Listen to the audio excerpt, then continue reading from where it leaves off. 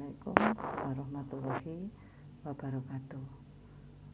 Ketemu lagi dengan saya Tubandria Herawati.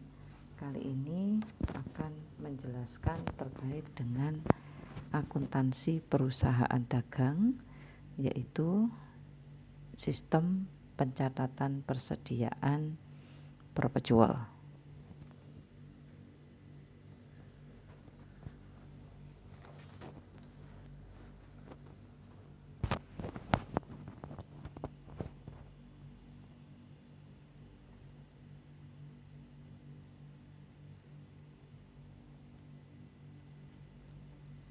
Materi yang akan kita bahas ada dua macam, yaitu yang pertama terkait dengan bagaimana pencatatan persediaan dengan menggunakan metode perpejual. Yang kedua yaitu terkait setelah melakukan pencatatan akan kita lakukan proses posting dan neraca saldo.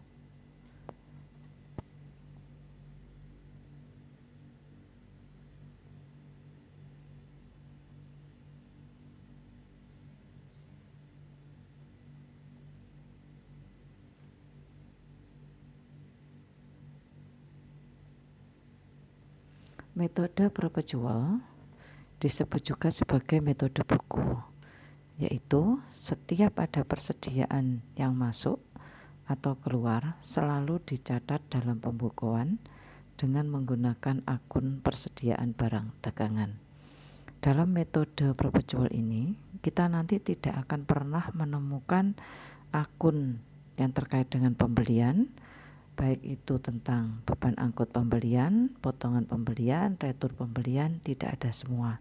Semua nanti akan menggunakan akun persediaan.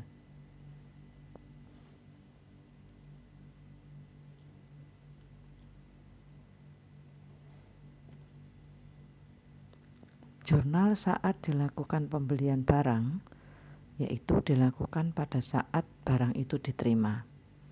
Kemudian perusahaan yang membeli persediaan itu akan mendebet pada akun persediaan dan mengkredit pada akun kas atau pada akun utang jika dilakukan dengan kredit. Nah, ada contoh di bawah itu, yaitu CV Citra Karya membeli persediaan barang dagangan termin 2/10N30 seharga 5 juta. Artinya pembelian ini dilakukan secara kredit. Contoh yang kedua yaitu terkait dengan saat pembayaran biaya angkut pembelian. Ongkos angkut pembelian dapat dikenakan kepada pembeli atau penjual tergantung pada syarat penyerahan barang. Apabila saat penyerahan barang itu FOB shipping point, maka pembeli harus mencatat biaya angkut pembelian.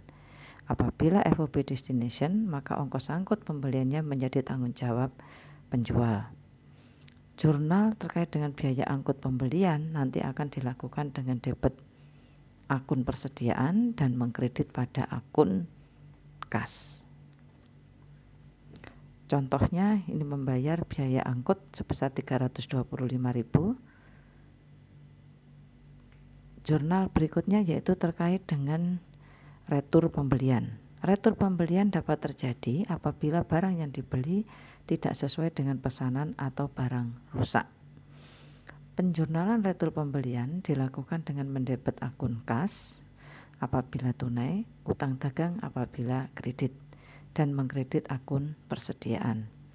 Contohnya yaitu jurnalnya kas pada persediaan senilai 1 juta. Ini akibat dari transaksi CV Citra Karya yang mengembalikan persediaan barang yang dibeli dari CV Mitra Husada karena barangnya rusak. Jurnal saat pelunasan pembelian. Pelunasan pembelian sebelum jatuh temponya akan mendapatkan potongan. Sedangkan penjurnalan untuk potongan pembelian dilakukan dengan mendebet akun utang dagang dan mengkredit akun kas dan persediaan. Apabila perusahaan melakukan pelunasan kewajiban melewati masa potongan, maka jurnal yang dibuat adalah utang dagang pada debit dan kas pada kredit.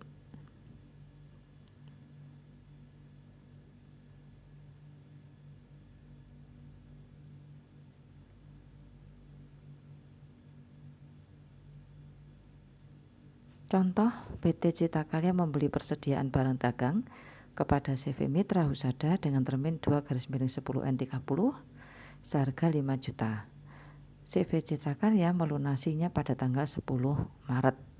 Jadi kalau begitu mendapatkan potongan sebanyak 2%. Yang dilunasi adalah sebesar 4 juta. Jadi jurnalnya utang dagang 4 juta, pada kas 3.920.000, kemudian persediaan 80.000. Nah, sisanya dilunasi tanggal 16 Maret. Jadi kalau dilunasi tanggal di luar periode itu tidak mendapatkan potongan. Jurnal saat penjualan barang dagangan.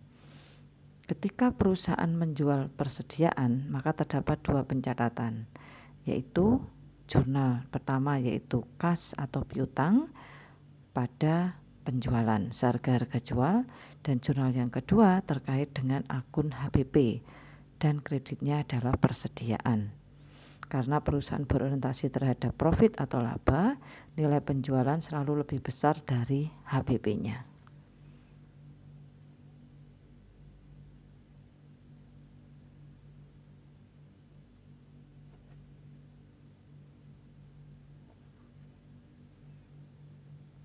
Contoh, PT Citra Kara menjual persediaan barang dagangan dengan termin 2/10N30 tanggal 2 Maret senilai 5 juta. Asumsinya HPP-nya adalah 3.500.000. Jadi jurnalnya kas atau piutang dagang pada penjualan senilai 5 juta itu sebesar harga jual, dan HPP pada persediaan senilai 3.500.000 sebesar at cost atau sebesar HPP-nya. Jadi dilihat dari jurnal ini, PT Citra Kara mendapatkan laba sebesar 1.500.000 dari transaksi ini, yaitu penjualan dikurangi dengan HPP. Pada saat terjadi pembayaran beban angkut penjualan, apabila syarat penyerahan barang menggunakan FOB destination, maka penjual perlu mencatat beban angkut penjualan karena merupakan tanggung jawab penjual. Penjurnalan beban angkut penjualan dilakukan dengan mendebet akun beban angkut penjualan dan kreditnya akun kas. Contohnya yaitu beban angkut penjualan pada kas senilai 325.000.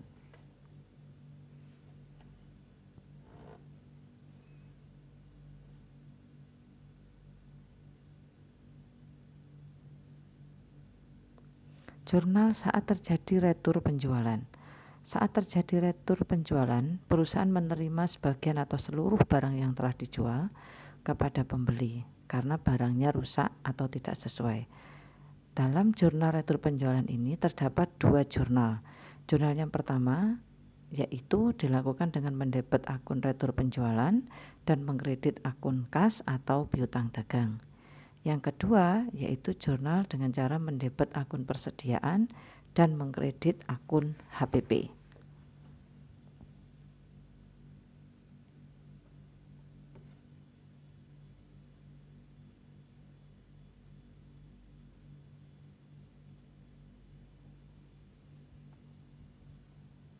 Contohnya yaitu CV Citra Kara menerima pengembalian barang dari PT Cita Husada seharga 1 juta, kosnya 500.000 karena barangnya rusak. Jadi jurnalnya adalah retur penjualan pada piutang dagang senilai 1 juta dan persediaan pada HPP senilai 500.000.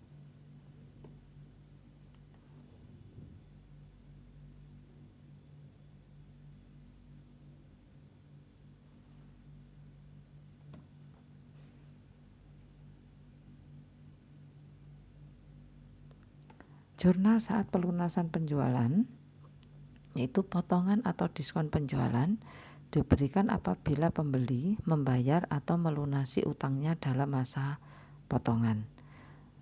Penjualan potongan penjualan dilakukan dengan mendebet akun kas dan diskon penjualan serta mengkredit akun piutang dagang. Apabila perusahaan menerima pelunasan atau pelanggan melewati masa potongan, maka jurnal yang dibuat adalah kas pada debit dan piutang dagang pada kredit.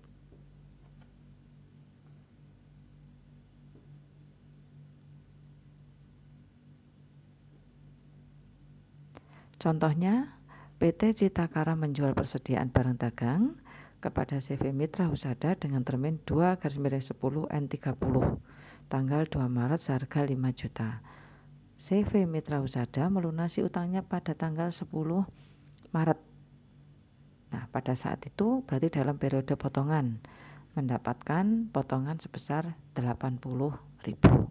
Jadi jurnalnya adalah kas senilai 3.920.000, 3.920.000, kemudian diskon atau potongan 80.000, terus piutang dagang senilai 4 juta.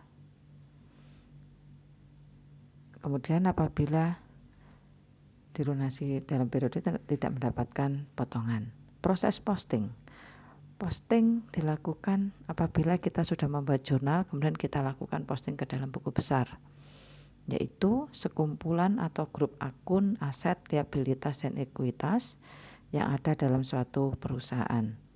Buku besar menyediakan jumlah saldo pada setiap akun dan dapat menunjukkan perubahan pada saldo akun tersebut. Posting merupakan proses mentransfer informasi dari jurnal pada buku besar. Proses posting ada pada perusahaan dagang pada dasarnya sama dengan posting yang ada pada perusahaan jasa. Proses posting dilakukan dengan beberapa langkah. Yang pertama adalah memindahkan tanggal kejadian yang ada dalam jurnal ke kolom tanggal buku besar yang bersangkutan.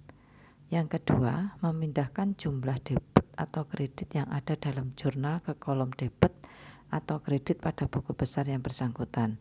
Jika menggunakan buku besar yang ada kolom saldonya, maka langsung dihitung saldonya.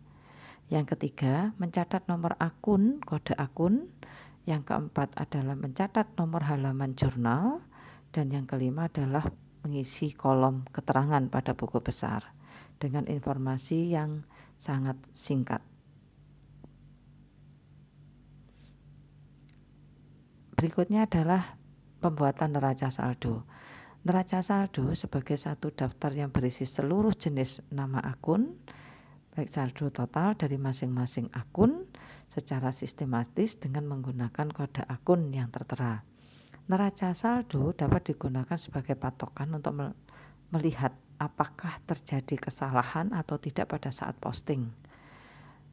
Salah satu caranya adalah menentukan jumlah sama atau tidak antara debit dan kredit.